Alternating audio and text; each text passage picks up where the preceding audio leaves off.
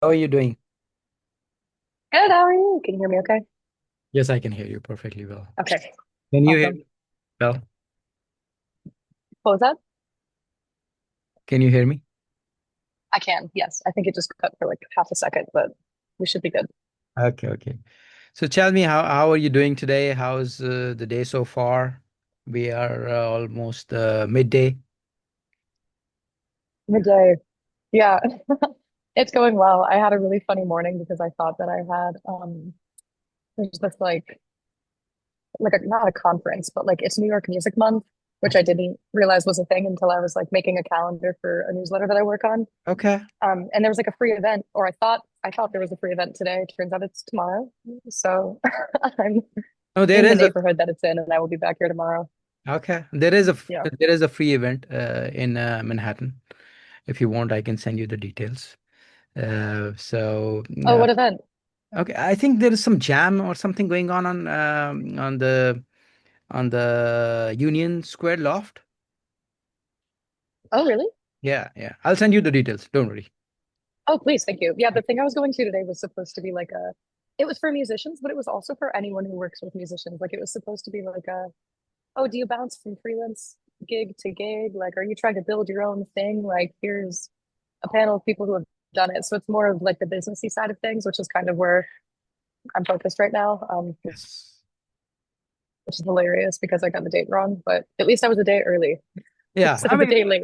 I mean, business is really important. Business side is really important for any artist, whether it's a comedian, whether it is a dancer, whether it is a singer, musician, because that's where we lack and lag. And for that, I have actually am working on an app, called Toxi. I'm not sure if you know about it. Oh, Yeah. So no, tell me, yeah. please. So what it does is basically, you have followers on your Instagram, and if they want to hear a song from you, or they want you to wish somebody on a birthday, so it's like $5 for 5 minutes of audio, and $10 for five Oh, minutes of video. So they just, click the call and connect their credit card. They make the call, and just as the call ends, the money goes in your bank. oh, interesting. Yeah. So So you can kind of get like a 5 minute slot to sing a song specifically. yeah, I mean, whenever they want to call you, they just call you. Like for example, I call you on Instagram. So instead of Instagram, you call on Toxi, and over there they say, okay, you want talk to Maddie, you pay $5 for 5 minutes of audio, and if you want to make a video call, you pay $10. So as soon as they pay, your call is connected. You pick up the call. Whatever they want you to play a song, you play the song. The guitar is around, it's fine. If it's not around, you grab the guitar or you just talk to them. In the meantime, they want you to Yeah, watch anyone, anything, they can do that. Somebody is sick and they want you to sing some specific song live. So it's going to be like, $120 an hour if you're busy, and $60 yeah, an hour for audio only. So it's like better than Uber or DoorDash, So, and yeah, you're doing your thing.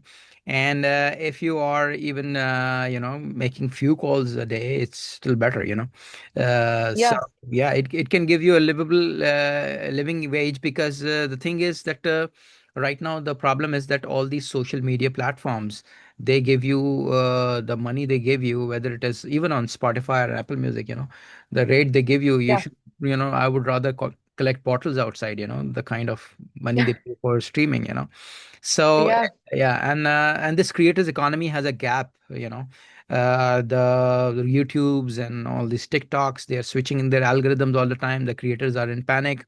Only 1% of the creators are making money, like Mr. Beast, and then the rest of the 80% people, they don't even make $100. yeah, So and so we need there is a gap, and one of us had to take the initiative, which I did, and trying to create yeah. creators economy, so to say. You hear about parallel economy, hear about gig economy, hear about internet economy. Hmm. Nobody's talking about the creators, because right now we are at a junction where probably the artists are more than the audience.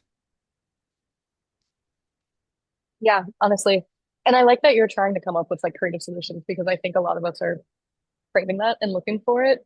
Yeah. Um, so it's just nice to see people being innovative because we need tools, we need spaces, we need cultural shifts, we need like political shifts, we need a lot of And a rock shifts star for and this a to be rock like, star wage as well, because yeah, the dynamics have changed, and only the people from the past are making money and getting these big sellout arenas, because yeah, the nobody wants to go out when they can watch everything on Instagram. We used to go out and because there was nothing available on YouTube.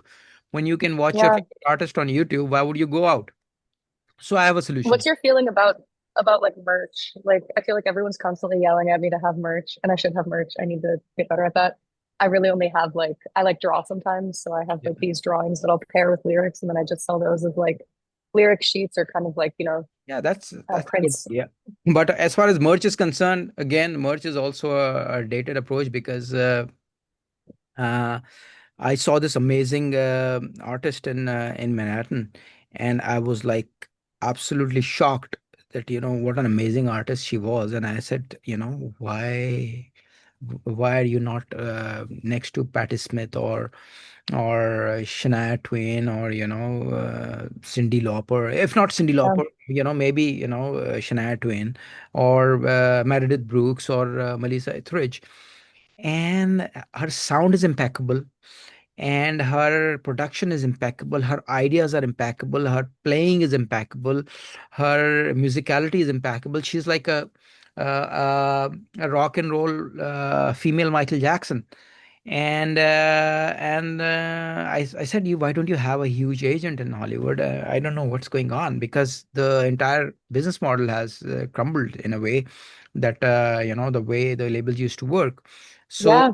yeah, the artists were suffering over there then for creative control, and now they're suffering for business, because the so I had to with some business model where it would give a lifeline to at least people who are doing it, because sometimes you start questioning yourself whether you are wasting time, because before there used to be competition with fellow artists. Now we have competition with these apps, with these gadgets, Hmm. so we have to compete with everything. We got to be absolutely. And then there is this grouping with regards to genres, and Beyonce club, and then Taylor Swift club, and blah blah blah.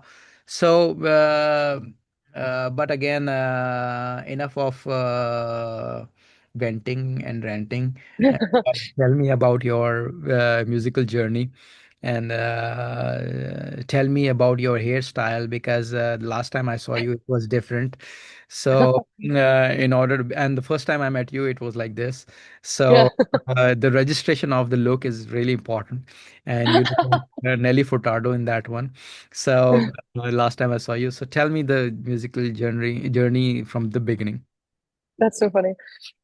Musical journey from the beginning. I think the reason my hair was different the last time I saw you was because I was following a weekend of weddings. I had like my best friend's wedding. Okay. And anytime I don't like straighten my hair that often or put heat to it. And so the whole week following it, I was like, I'm just gonna try to keep up with this and can go on forever, unfortunately. Okay. But yeah, my musical journey, I mean, started when I was a kid. I've been writing songs since I was 8, playing guitar since I was 13 or 14. And I always say taking myself seriously since 2022. That was when I first started recording music and putting out music. Um, and I think I've been going through, I think I had to go through a lot of like the mental jumps first. And now I'm kind of catching up and trying to figure out the more concrete things.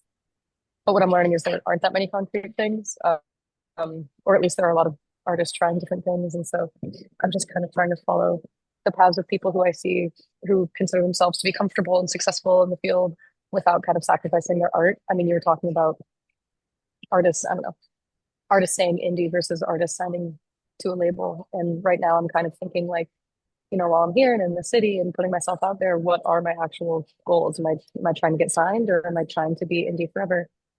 And like I feel like a lot of people are warning to stay indie because you keep creative control and you can, choose everything that you're doing and it's better in the long run. That also requires a lot of self-investment, a lot more self-investment than I think trying to get signed would. And right now I'm kind of trying to see like, okay, how long can I go self-investing? When I pay for my whole life, every, dollar that I get is also keeping me alive.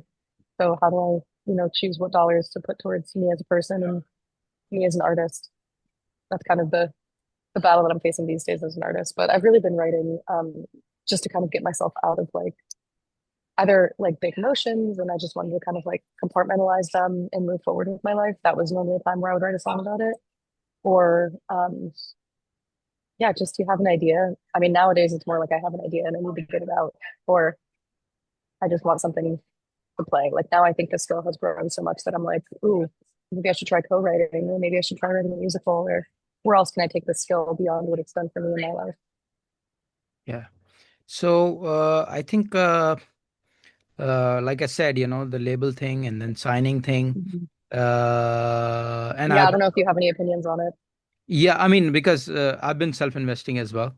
Hmm. I got signed with the Universal Music India, and I did this Michael Jackson tribute, which has good following, and then I do live as well, Michael Jackson, and it's like a passport to anywhere. You just go on the stage, start Michael Jackson, and everybody becomes your friend. So it's a good thing, but but the thing is that Were you a big Michael Jackson fan before that though? Like, do you enjoy doing like a Michael Jackson shit?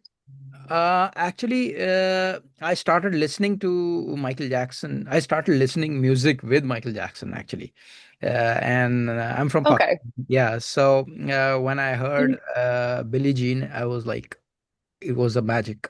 And then, yeah. And then I heard Beat It. And because getting things, music over there in the same time, it was several years after. And then you used to hear it loud somewhere playing, when the Thriller came and the kids, kind of raided the cars and everything on the New Year. That was the time of the break dance and everything. So uh, then I heard Beat It and I was blown away. I did not know what is bass guitar or lead guitar. So I asked my brother who was into music. Yeah. I asked him, what is this sound? So he said, this is lead guitar. And I said, okay. And he said, there are two kinds of guitar and blah, blah, blah. So rest is history. I was into Bonnie M as well and still am. I think Bonnie M is amazing. I think Michael Jackson's major influence was also Bonnie M because they were amazing in terms of composition, songwriting, ideas, production ideas, everything. So, and then over the years, I developed into rock, and I was sitting on the Bangkok airport and waiting for my flight. I missed a flight actually, and then waiting 12, 12 hours. And then I thought, why not mix AC/DC and Michael Jackson, like Highway to Hell and Billie Jean. So then I went back and I recorded it. And that was June 21st something. And it's scary because 1 week after that, Michael Jackson died. Whoa. It's Like I, right when you started thinking about doing this thing. yes, I don't know what's Wow. going on. What was that? And then it was because of his death. I mean, timing was such that as soon as I completed production, he died. And then they said that you have to make a emergency video and whatever. I just created that, and it got a lot of response. And then people start saying that I should record more. And I recorded Way You Make Wow. Me Feel. And then they say you want to record more. And there was Coke Studio in Pakistan. They said, you should do more. And then I recorded the full length album. So it's So kind of you a, kind of kept getting a bunch of doors open, like you yes. put yourself out there and a door opened, and then you put yourself out there more and another door Right, opened, and yeah. right. But I had my own solo album before, in Hindi music, and that was also because of Michael Jackson that got a signing from Universal Music India.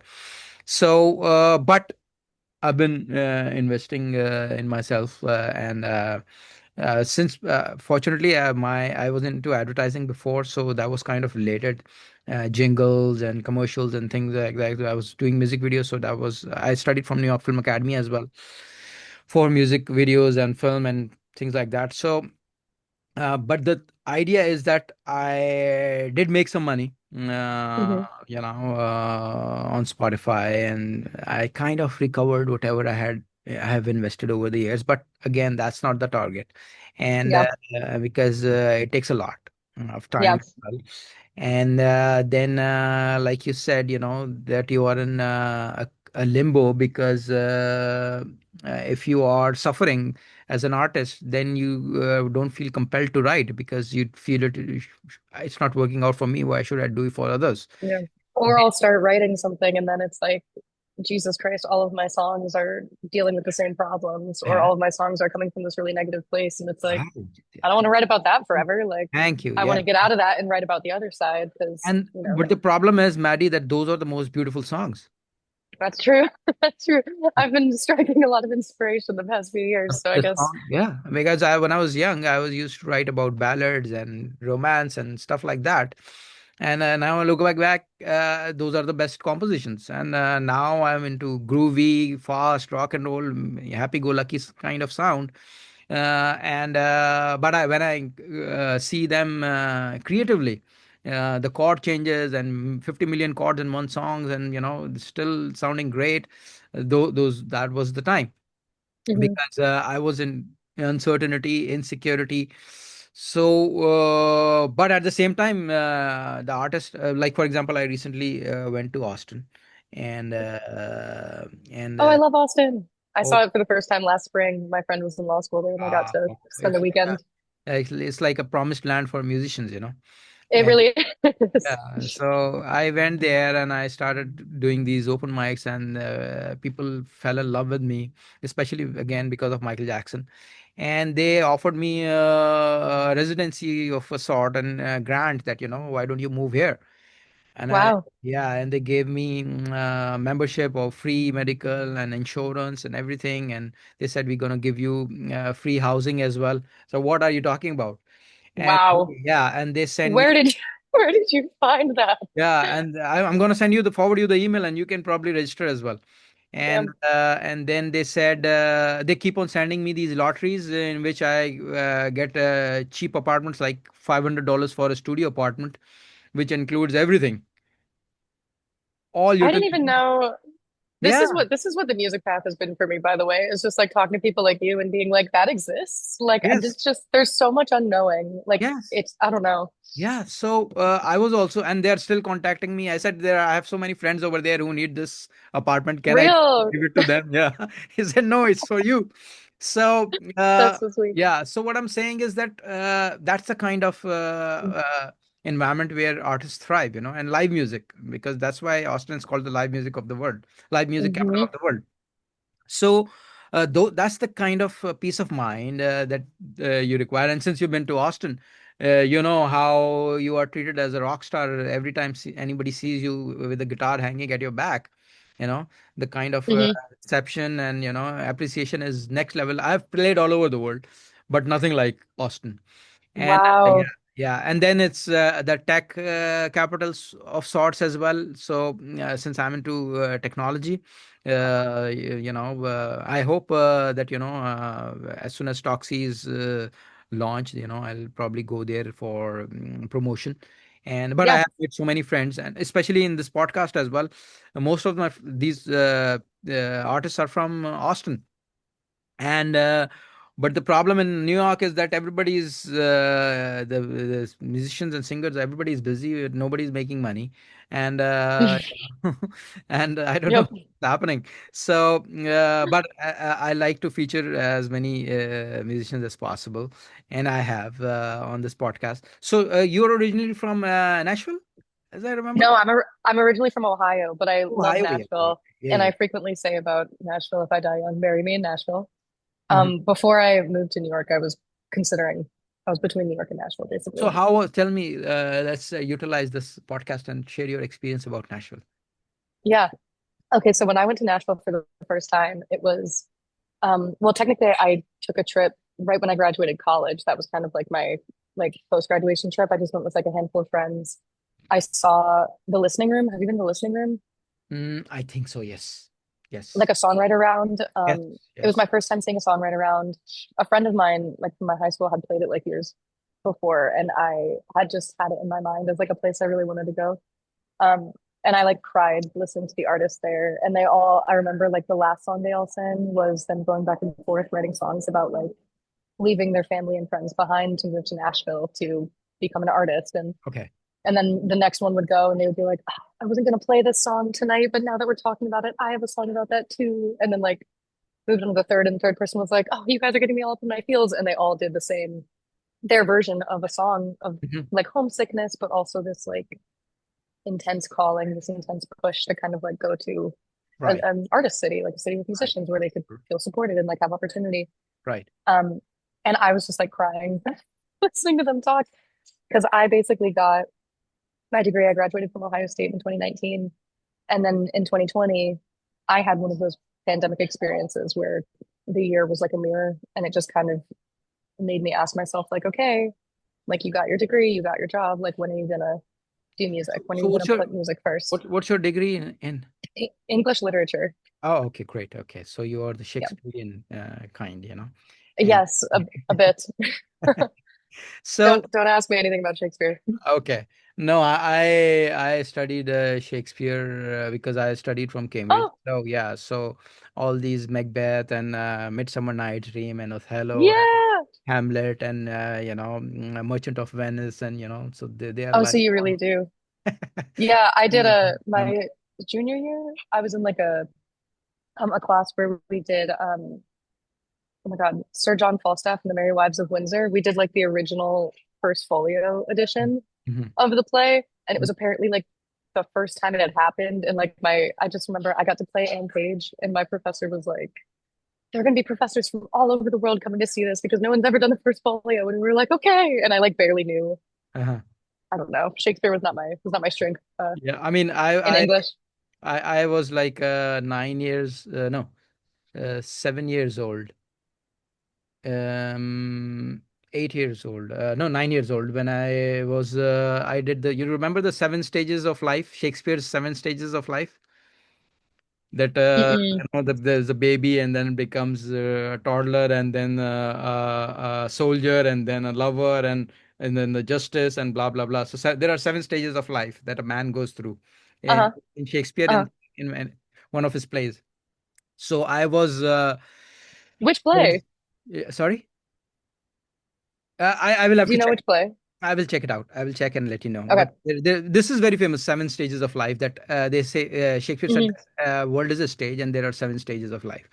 And I was cast as the Romeo and the romantic guy when I was like 8 9 years old by my favorite teacher, Oh, and I was absolutely in love with that teacher, and then she cast me as a lover in that, so that was all I was blown away. And then like it 10 just years fed the back, dreams. yeah, and then 10 years back, I was attending this theater in Pakistan, and I saw this lady, and I thought, I think she's the same lady. And I went to her and I said that I had a beautiful teacher, drop dead gorgeous. Her name was Khurshida. Are you that? She said, you should be ashamed. You can't recognize your teacher. And I Oh. said, so that's what her. And she was Oh. a, yeah, she was teaching me English as well. And because of that, I was cast in that as for that role. So, and then there is Shakespeare pub in Austin, you know. Oh my God. So you Shakespeare is kind of cornerstone for you. I mean, you can say because of the O levels that I did, and then of this, and then the rock music from England, like of course Mhm. Beatles, and but Deep Purple and Led Zeppelin and David Bowie and Queen, and so this has been an influence as well. What was I saying that I was saying that is that. Shakespeare leads to writing as well. Have you done any Yeah. written any books or any novels or anything? Have you? You know, I kind of play around with a lot of forms. When I was a kid, I would write a lot of stories, and I think I thought when I got older, I would eventually write something. And Okay. I have like a lot of folders. Like I have like random folders of documents of things Okay. that could turn into a story one day. That's great. Yeah. I've always been a very active storyteller. I have Ah, like friends of mine that we told ourselves we're going to try comedy this year and we're going to like get on the stage and do a comedy routine. right. Um, So I kind of anticipate my writing journey to take a lot of different forms in my life. Like right out of college, I worked for a magazine. Mm. I was Oh, the editor okay. in chief of like a very small publication. Cool. Um, but it was like, yeah, I got to like do like, journalism and like actually like interview people in my town. And I was, I think it's funny how like every job I had, I keep trying to point it towards music as best I can. Like Uh, I worked for a magazine company and then I was like, we should get a podcast. And this was in 2019. And okay. so I was like, we should already be having a podcast. Like the fact that we're not in online space and we're only in print Right. just felt very wrong to me. Hmm. And so I was kind of trying to pivot us. And then if I could interview like a local artist in Columbus, Ohio, like I would, um, just to, eventually get to 2020 where I was like, all right, I'll keep doing this. Like I need to make money, but like when am I going to do the artist thing? And that's kind of what low key led me to Nashville because I was laid off from my job in March of 2020, like Hmm. right when, like two Right. days after the national emergency was declared for the pandemic. Right. Um, and then I don't know, I was just so sure of it that Mm. summer that I was like, oh, I need to do music moving forward. That's what I need to do. I need to live in a music city. And I told my mom, and my mom was like, slow down. Let's like visit a city first. Like, let's not just up and move to one. And I was like, okay, fine. And I was like super, I feel like any musician knows, like if you try to What's your force a zodiac creative, sign? What's your zodiac sign? I'm a Taurus, Okay. Okay. Great. a Okay. Taurus with a Pisces rising and a Pisces moon. Okay. Um, I feel like most musicians have had a year, a couple years, or even entire blocks of their life where they try to not do music or they try to convince themselves it's like not that important to them. They're okay just listening to it and not doing it. Um, and those have always been just the lowest points of my life. And this was one of those times in my life where I wasn't doing it at all. I did it all through school, all through college, and I just wasn't doing it anymore. I wasn't picking up my guitar. Um, and so we went to Nashville in like, I don't know, August or September. There were like plastic planes, in front of the stage and everyone was all masked up. And they were like limited seating live shows. But I literally went to a bar that a friend of mine had recommended. And I remember I brought my guitar with me. And it was like a 3-day trip. And my mom was like, what do you think you're gonna book a gig when we're in Nashville for 3 days? And I was like, I don't know, it's Nashville. Like anything could happen. Yes. I'd never really played live before. I'd only ever done like musical theater and like show choirs in school. And so we went to this bar and I like went up to the bartender and he was like, oh, like, where are you in town from? And I was like, oh, we're from Ohio. Like, I'm an aspiring songwriter. And he was like, have you written songs? And I was like, yeah. And he was like, okay, so you're not an aspiring songwriter. You're a songwriter, period. And I was like, yeah, yes, sir. Yes, yes, I am. And he Okay. was like, are you good?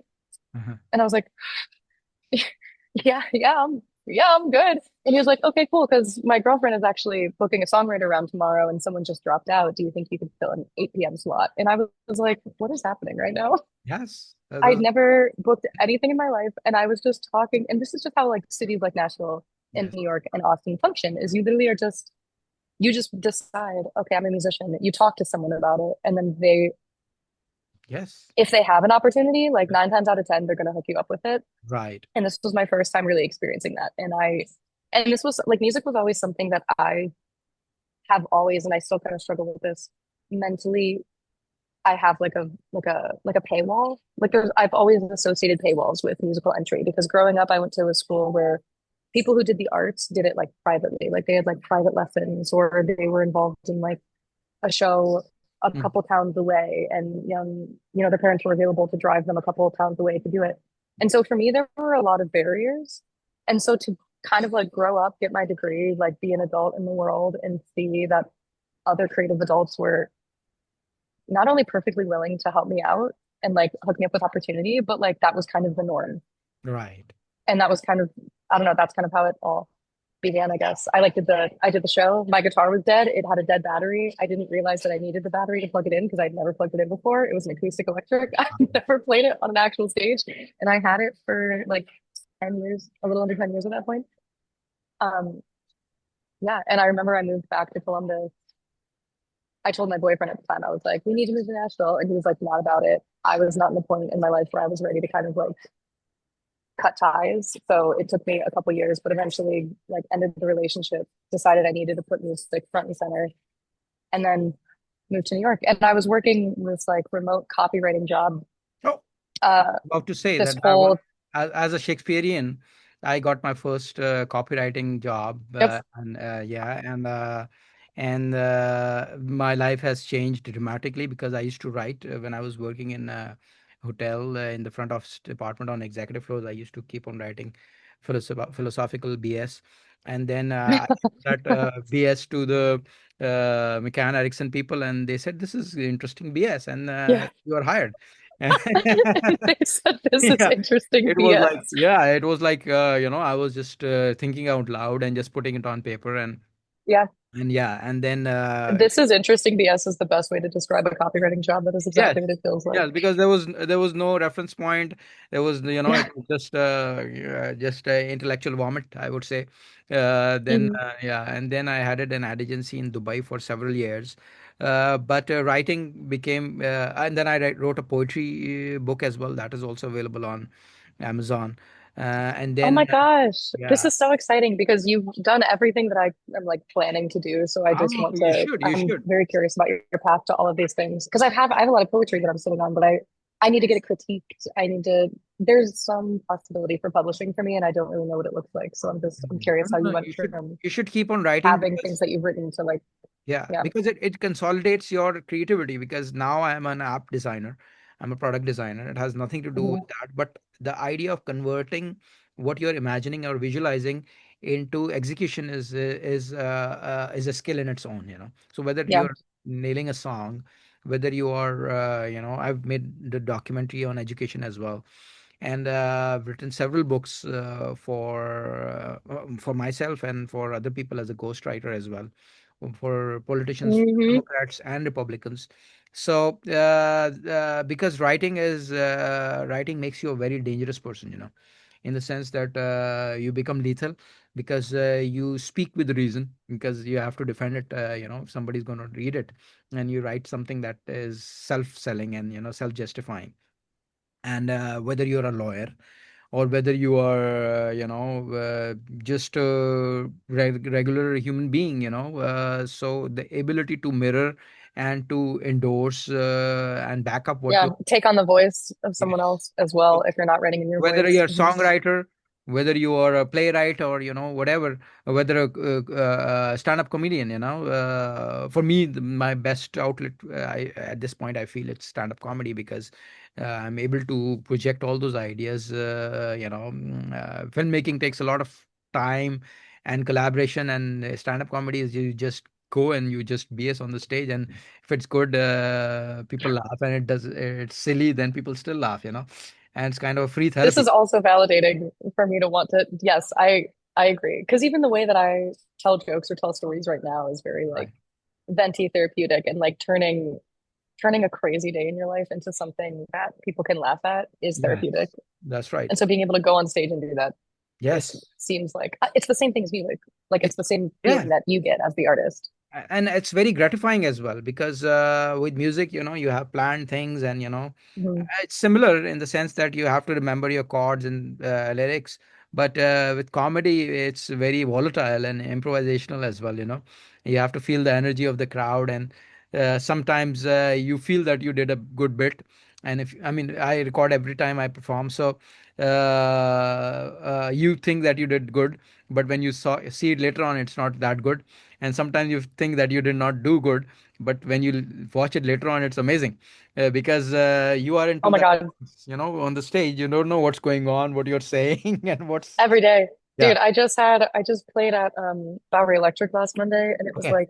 it was just like a solo set and it was following a weekend of weddings. And so I was like my throat kind of hurt. I was like, there's no way this is gonna sound good, but I'm gonna go for it anyway. And the guy who ran sound was like, hey, if you want, I'll like record and like mix and master your vocals if you want like a live performance of this recorded. He was doing it like dirt cheap. Hmm. I should have said yes to it. I should have taken it. But in my head, I was like, this isn't going to be a good show. Like, I think I'm really going to fuck this up. And so I was like, no, like, I should do it on a different show, a better day. And then I ended up not doing it, Right. which was so dumb because then I saw videos that my friends were taking of the show later that night. And I was like, why did I sound so good on a day Yeah, where yeah. I felt like shit? That's the And why did thing. I turn down? That's the It thing, happens every time. because in our minds, we know, we feel sad or angry that we made those mistakes. nobody knows those mistakes because they cannot They even hear don't. they cannot even hear it. Well, and also I have like my whole music background is like show choir and like community theater productions and where you're just I don't know the mentality is drilled into you like the show must go on like Yes. kind of thing. So I kind of live my life with a very show must go on Yes. mentality, somewhat to an unhealthy degree, I'm sure. Like when I'm not off stage or not Yes. on stage, Yeah. but like I really do try to just overcome and push through. And I never. It's so rare when I admit that that's what I'm doing or like give Right. myself credit for hiding however I'm feeling on stage. Right. Like the performance aspect, I think, is a skill that even like today, like there are so many artists who can record from home. They're really good at recording from home. They have huge numbers on Spotify. Hmm. Um, and then like, but they don't do live shows, or they never do live shows, and then they finally do their first live show, and like they don't have that brain that says like push through the awkwardness, push Right. through Right. whatever is happening here, That's right. like figure out a different place to place your voice, Yes. make sure you're interacting with the crowd. Like I really undersell how much those skills Yes. have like helped me because we kind of live in the age of like, well, what are my numbers? Right. Can I, what's it going to cost to put out another song because I don't self-produce? And when I do, how are those numbers going to look? How do I get Right. them up? Right. No, but we are living in the age of Adele, you know. You just guitar Hmm. or vocals and piano and vocals can do wonders because people want to hear the vibe. Yeah. And I'm from the time where you had to be very micro critical about every cut and change and every roll and every interlude and intro. But now there is so much going on our attention span that all you have to do is just create a good vibe, and people Yeah. respond to it. It's not like those minutia or small errors here and there. And again, it's about if you are it goes back to Nirvana, that if you are enjoying a performance, then everybody else enjoys it. Yes. I love Nirvana. Nirvana is like who I say is a big Sonic reference for Mhm. flannel pop. I call my Mhm. genre flannel pop. And Okay. whenever I describe the flannel half of it, it's always like What do you call Nirvana it? style What do you call flannel it? pop. Flannel pop. Yeah. Okay. Yeah. Hmm. I so want to. Um, My best friend lives in Seattle, and I so want to visit Seattle, and I just want to find a reason to visit there because I that's the rock and roll capital of the world. If Austin is the live music capital of the world, Seattle is the rock and roll capital of the world. From Jimi Hendrix to really? Oh, yeah, I don't know. They yeah. say Cleveland's the rock and roll capital, and I'm from Cleveland, so I mean, I might have to rock and roll you dispute. can say in that terms, but from Jimi Hendrix to grunge revolution to even Yeah, now, all the audio slaves you and can't deny it. yeah.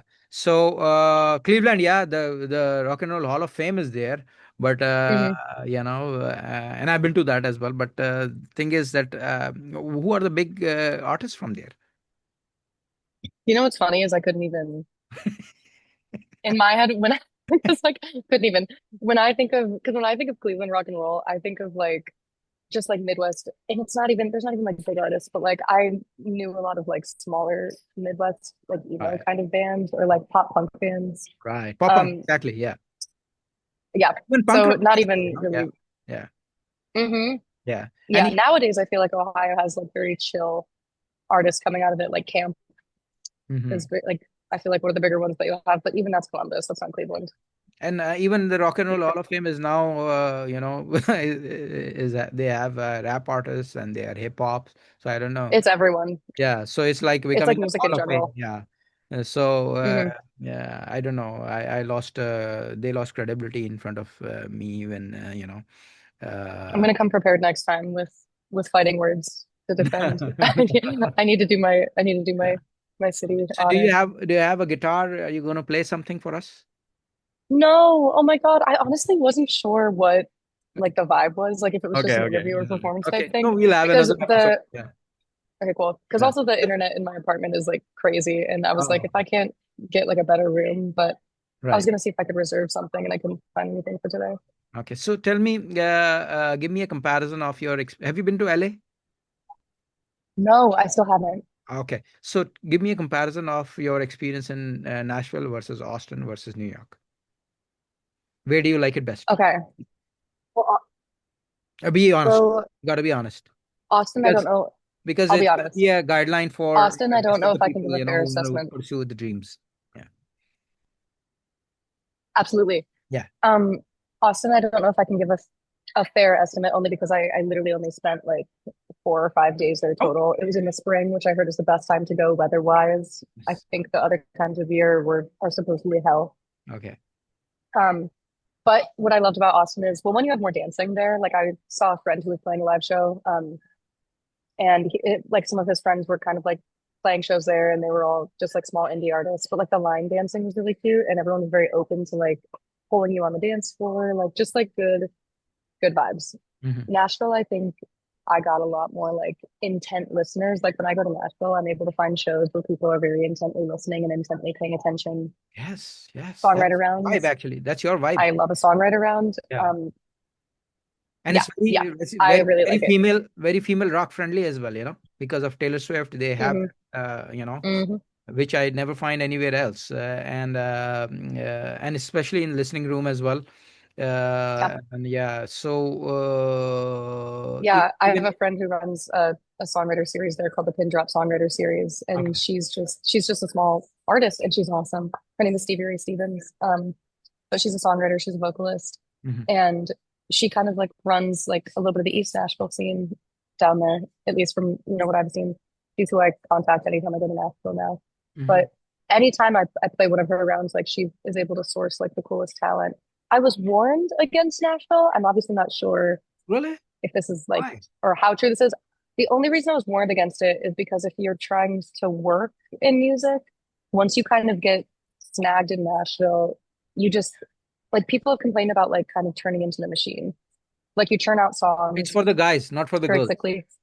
Not for the girls. Exactly. Which is Yes. crazy because like you said, there's a lot of female artists there who are kind of like doing their own thing. Yes. And when I was considering moving between Nashville and New York, I was thinking not only what kind of artist do I want to become in the next 10 years of my life, but what kind of person do I want to become in the next 10 years of my life?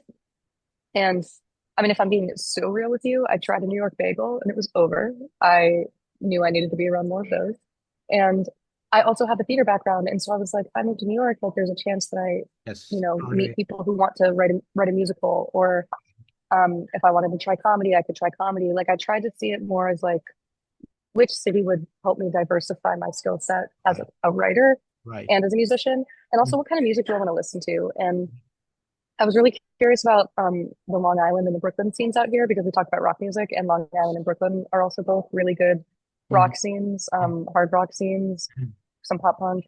Yes. Um, and I kind of just wanted more of that. So I ended up choosing New York, obviously, Mhm. but Yeah. I feel like both cities are they're both music cities. So Right. kind of it's like the Nashville story of going to a bar and meeting a bartender and somehow immediately getting a gig the next day. Like New York Right. has been largely the same. Like you can join a Facebook group and then meet everyone you need to know by going to one event, and then you meet someone at that event and then you go to the next event, and then it just kind of keeps going from there. But I definitely think I've met more songwriters in Nashville, and I've met more like musicians and I guess Yeah. organizers in Right. New York, like event organizers or people who are kind of trying to do different, they have more avenues to do music Right. than just writing a song and going on a stage and performing Right. it. Like I meet a lot of people here who are putting on events or like you're doing a podcast. Like there's just a lot of side Activity. stuff. Yeah. Yeah. Yes. I mean, on Honky Tonk Highway, maybe, there are more guys, but when it comes to, like you mentioned, gigs, girls would get more Hmm. gigs because the thing is that place is saturated with guys, and that is like cover songs mostly. And then, like you mentioned, you become a machine. And then it's like a 9 to 5 job thing, and people feel burnt out or exhausted, and then they're replaced because it's 9 to 5, 24/7 thing. And like I already got burnt out and exhausted. So I'm like, I feel like I'm fighting two battles of I'm trying to build something sustainable as an artist, but I'm not trying to build the same thing that I already built before where I didn't like the outcome just Okay. as an artist. You know what I mean? Like I'm trying to build something that also feels like a bit of a balanced life. Hmm. I don't know. And policy wise, I would rather be in the state of New York, I think, than the state of Tennessee right now.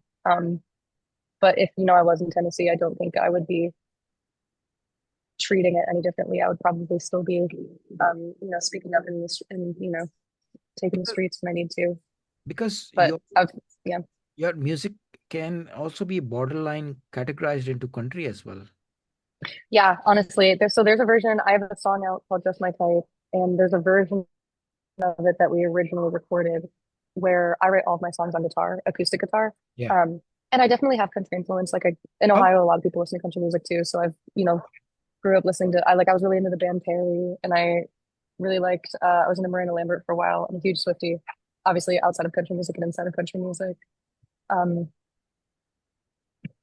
there's more. I'm gonna be blanking on all of them, but I did used to listen to a lot of country music, and I say I get back into country once every 4 years. Cowboy Carter kind of got me this year or last year. uh-huh. But yeah, when we were first recording Just My Type, I play on acoustic, and so I think sometimes when I work with producers, they hear like my voice on an acoustic and immediately take songs in more of like a country bluegrass Mhm. direction, Right. which is cool. And I like stuff like that, but it's just I'm trying to figure out what my sound is, and so I kind of sometimes I have to like push producers outside of I guess like what they're first hearing because I don't know if that's what I want that end product to be. And I don't know if that's me getting in the way of the process or if that's me like Oh, this um this this is considered extremely fresh, especially in Austin, that mhm. it has some flavor of country, but again, it's very original as well, Mhm. coming from your soul. So that Yes. you hear a lot in Austin on radio, especially, which has a kind of a spin that, for example, it's just the difference of rendering a song, an acoustic. Yep. If you want to sing it a little with a little, the way you deliver from your throat, Yep. it's a little twist can make it sound Yeah. country. And Well, that's the thing too, is I feel like I sometimes sing with a little bit of a twang. And uh-huh, so if I have like a slide pedal in the uh-huh, song, that's going to really emphasize the times where I sing with a twang uh-huh, versus if I had like a really like muddy electric guitar solo or a really boomy drum. Like to me, that balances the song. uh-huh, And yeah, I don't want to sound like I'm leaning a direction that is, uh-huh, inauthentic to my experience living this life, especially in a genre like country, where when you hear something like that, it's so suggestive of an entire world that's built yes, around the song. And yes. I don't want to me when if a song that I wrote ends up sounding like that, it Mhm. sometimes makes me feel like my life was taken out of context and placed in a box that someone else has seen before. Right. And so Just My Type, when we first did it, we just recorded the guitar track and the vocals, and then we were kind of playing around with it. And it ended up sounding like super country pop, which I might still put it out. Like I do have it, and I think I might get it mastered just to put it out under like a separate Right. um version of the song because I another producer friend of mine told me that she thought it sounded more like what did she say it sounded like? I think Shania Twain, which is Okay. country, but like that's like country pop. Yes, that's And so I country was like, pop. Yes. mhm. Uh, So we might end up putting it out, but that was like an example where we did the whole song and then we sat with it for like a couple months and then I went back to the studio and we just built a whole second track around it with new drums and we took the guitar out and we started with the bass line instead and we just did bass and drums, which to me is very modern pop. Like I feel like Renee Rapp does a lot of just bass, just drums. mhm, A lot of like the indie artists that I listen to, which is a lot of like indie pop, mhm, Afro pop, dream pop, will mhm. do like boomy drums and a bass line, and that's it. And then it'll kind of like build into a wall of sound at a chorus. Mhm. And then that became Just My Type, where it was a lot more, I don't know, like I guess like modern sounding or like dirty sounding. Right. But in my head, I'm like, maybe I will release the Right. other one because I don't want to go too country, but it's definitely happened. You should. I mean, again, you never know how the people are going to respond to it because Yeah. sometimes you are enjoying a song more and they are not enjoying, and sometimes it's a very simple song. I mean, one of my most famous songs, especially in India and Pakistan, is like a four-chord song. It's like so simple and innocent, and that's what people like. So, tell me, any idea of any experience of busking in New York? I love busking. That's another reason why I picked New York over Nashville. I'm for Nashville. I could go busking in Nashville, but New York is the tourist central. And also there's a tunnel in Central Park that I really like to go to because if you don't use an amplifier, then like you don't have to have like a permit through the city or whatever. Right. And so I just like to take my guitar to a tunnel and then let the natural acoustics kind of Yes. like draw people in or whatever. Right. I'm working on like optimizing quote unquote that space for me, like having like a QR code and some more information about me instead of just standing there and singing. But Mhm. I love busking. I get it's like free data on what songs are good. You know what I Yes. mean? Like I'll try new songs out there and see who slows down and who turns around to come back and listen and who stops to take out their phone. Like I know what songs grab attention now just from doing that. And it doesn't require knowing someone who's booking a venue. It doesn't require having to build a bill of people. It doesn't require having to get everyone together for a rehearsal. Like it could just be Yes. me and my guitar going out there. That's right. That's And right. it's Yeah. so much fun. Yeah. Have you made any money busking? Yeah. Yes. Yeah. I'm like surprised. I make like every time I go out, I make like 22 to 25 an hour, which I Right. know people who make way more once if Yes. especially if they go out with like the sound equipment and like a Yes. few like whatever. Same One here. time I had a couple just like Venmo me like $50 and they were like, good luck. Wow. Wow. Great. I Yeah. know. And that was one time. That was not, Yeah. it does Yeah. not regularly happen. Yeah. But Yeah. yeah. Do you bus? I do, and Yeah. I just did it couple of times, and I enjoy it. And but I'm so busy most of the time with work and all. But again, it's kind of a love affair, you know. I really like strangers Hmm. responding to your music, and just again with me as well, just guitar and myself, and they stop and they take your Venmo, and then you find Yep. something. So, and the fact that. You don't need a stage, you don't need somebody calling your name, you just can be anywhere. And the way you can draw people, and they respond to you, that's the most beautiful aspect of it. Yeah. Yeah. Yeah. It definitely also reignites the need for me at least to have more of a landing place for Yes. people because I still haven't done like a full recorded body of work. I've only done a couple Okay. singles. I haven't done like a full album, but I do. God, it doesn't feel good every time you're out there and they're like, where can I find you? Like, can I listen to any of these songs? And I'm like, actually, the last few songs that you heard, they're not anywhere. Sorry. I don't know what to tell That's a you. big problem. Yeah, yeah. You should have your songs online. Yeah, I because know. yeah, that's your reference point. So, but we should try busking together sometime, you know.